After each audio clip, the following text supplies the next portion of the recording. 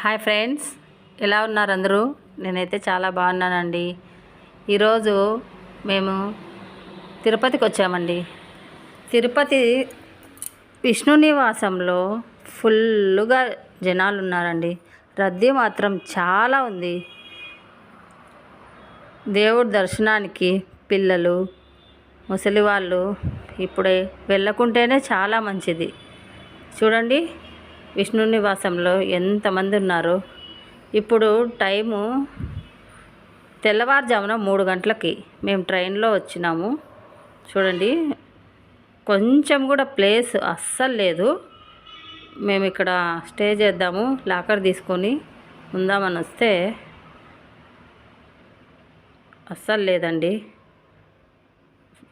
జనం అయితే చాలామంది ఉన్నారు. దయచేసి పిల్లలతో ఇప్పుడు దర్శనానికి వెళ్ళొద్దండి, చాలా ఇబ్బందులు పడతారు.